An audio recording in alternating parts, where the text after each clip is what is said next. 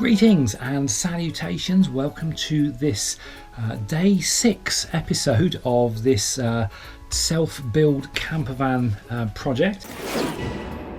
Thanks for all your comments on the previous video, particularly those who suggested various wood treatments for the ceiling here. Now, somebody mentioned Danish oil, and it made me suddenly remember that I use Danish oil on my kitchen countertops in the house, and I actually had some Danish oil in stock.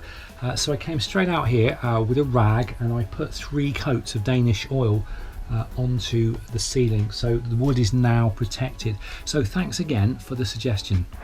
Now, you may remember in the last video I had these cardboard templates which I'd made. Well, the wood arrived this morning, so I was able to turn those cardboard templates into actual pieces of plywood and then coat them over with this grey stuff.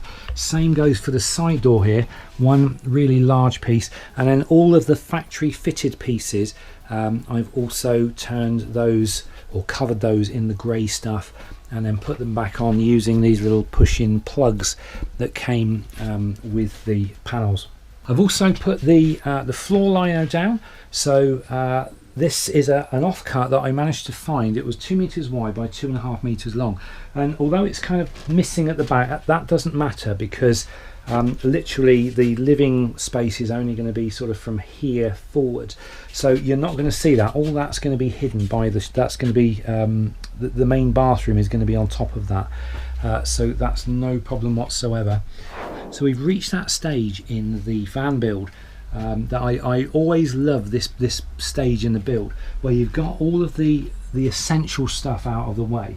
This stuff is sort of fairly routine stuff, and it isn't that exciting. In fact, this is all of this so far has been the boring stuff. It's sort of necessary but quite dull to do. So from here forward it gets more exciting because now we've got this blank canvas ready to be filled, so we can actually start concentrating on working on the interior space. You know, I can start building the shower and the bathroom now. I can start looking into the kitchen cabinets and actually really get active now with the stuff that's going to be inside the van, and for me that's always my favourite part of the build.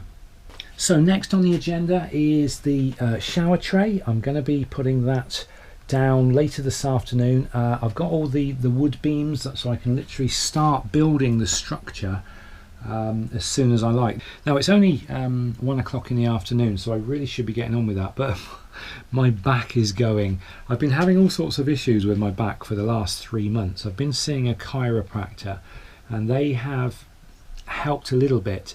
But basically what happens is this backache comes on through the day.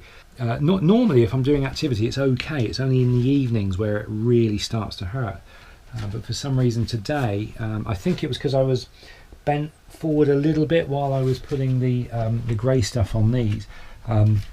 My workbench is quite, it's not particularly high, and I think I was bent over sort of just slightly for sort of several hours, and I think that's done it today. But I will endeavour, and next thing up I'm going to get the shower tray in here and figure out what's what. So I'll see you in a moment. Well, it's the next day, and I thought I would grab the phone and show you this. First of all, as you may see or may not see, I've replaced the roof light. That's a new one in. Now I know exactly why the old one leaked, and I'll be making a separate video on that very, very soon. And that's just going to be a little standalone video on what to look for if you have a leaky roof light. Also, you may see down there, notice I'm using the phone, but I'm not hand holding it because it wobbles around too much. This is where the shower tray is going to go. This is the shower tray. And unfortunately it's got this really strange shape going on underneath, which you have to reinforce with wood. So what I've done is I've made this kind of reinforcement, where are you? There you go. Made this reinforced structure, and there's a little bit more that's going to go under this area as well.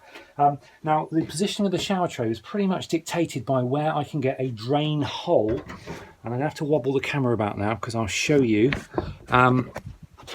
Basically this is pretty much the only place where I could get a clean hole through for the drain. So essentially that's going to go there. I'm going to position it so that it sits flat to the floor, and then I try not to wobble you around too much. That sits on there like so, obviously lined up with the drain hole. And once that's sealed into place, I'm going to glue it down, and then I can start constructing the walls around it. So I'm going to be using timber studding to do that, basically because this stuff's really easy to work with, and it's nice and available, nice and cheap. And it's not too heavy either, it's quite a light wood. And so I'm basically going to be building a stud wall around the shower tray. You can see the gaps at the sides of the shower tray. These dictate the size of the service cupboards that I'm going to have. What I've decided to do is go for a small service cupboard here for the electrics. So I'm going to have like a small wall here on this face is going to be all the electrics, and then this will be a small wardrobe cupboard, sort of about so wide, I think at the moment. That's the plan, which is accessible from in here. I will figure out that as I go about the build. And then obviously on this side, this is going to be a larger service area. I call it a garage, but it's not really a garage. It's just basically going to be a larger service area. In there I can slide various things. I can also put batteries and possibly either water tank or gas bottles. I'm not sure yet. They may end up under the kitchen. But like I say, this is kind of a build as you go, or sort of design as you go build. I much prefer working that way. It keeps everything nice and flexible. Anyway, I'm going to get on with this and I'll be back to you very shortly. Okay, it's the end of the next day and we've done quite a bit.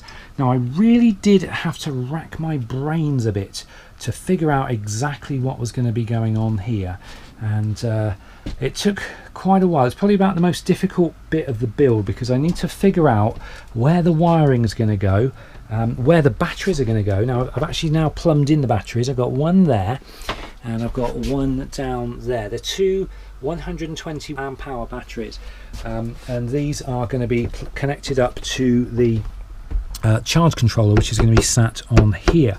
Now the control unit I'm using is called a CTEC 250 something SA. I'll show you a little picture of it here. Now the reason I've gone for this particular one is because I had all sorts of trouble with the standard split charge, like the Durite type thing, because I couldn't get it to work with the main engine battery and the solar panels on the last van. So this CTEC is designed to work in conjunction with your main engine battery and your solar panels. Now also I went for this charger because this van has what's called a smart alternator, which it only charges the batteries at certain times, under certain conditions. I don't understand too much about it. It's all a bit of witchcraft and wizardry. But this CTEC, if you connect it through a certain lead to the positive ignition feed, it knows that it's got a smart charger and it does a thing that still enables it to charge the batteries very, very efficiently. All theory, of course, none of it's plumbed in yet, but hopefully that's going to be the case. Now, as it turns out, originally I was going to have the second battery up here, but they are so heavy, I just wasn't keen on having that much weight that high up. It just wouldn't be good for heavy weights. You need to keep them as low as possible to the ground. So this one's basically sat on the wheel arch, but that one is on the ground, or on the floor of the van, and I'm quite happy with that arrangement. I've also figured out that with the electrics, I can put all the electrics in here. This is going to be like an area purely reserved for electrical wiring and stuff like that. I've got a control panel that's going here, which I'll show you in a minute. Now I could have covered over the shower. I've got all the gear here, but I thought I need to leave these walls open until I've at least done the wiring, otherwise I'm going to be trying to work through solid walls and it's just going to make my life really, really difficult. So I thought I'll get the wiring out of the way before I clad the bathroom and finish it off. I've actually got another wall to build across here, on which the back of the loo presses up against, etc. Now I've also got a cunning plan for a hot water tank for the shower.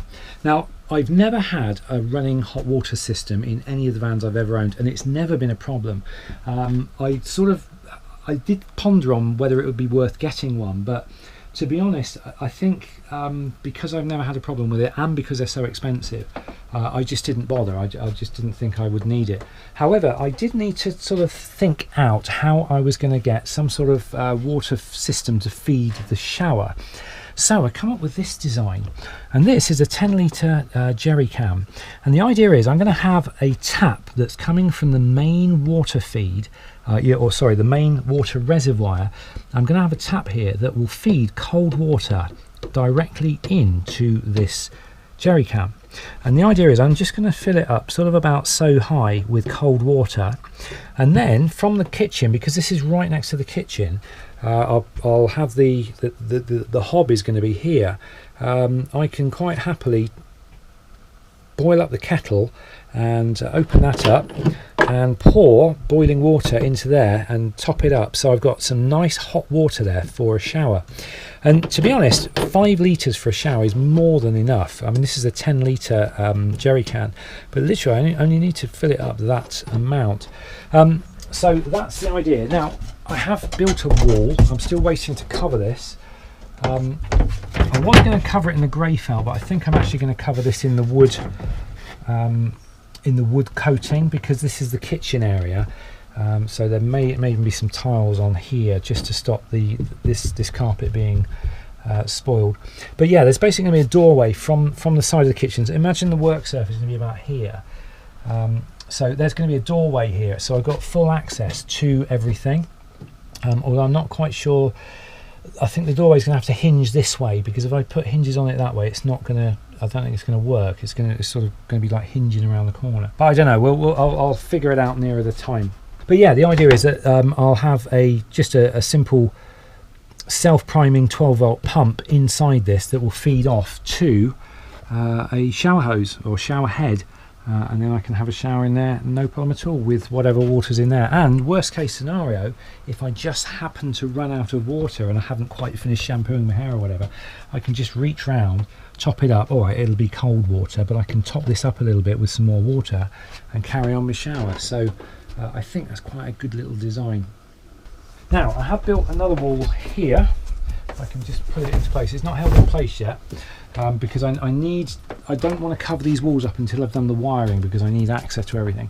But it's basically going to have a storage space in here, which I will cover up with probably more of the grey felt again.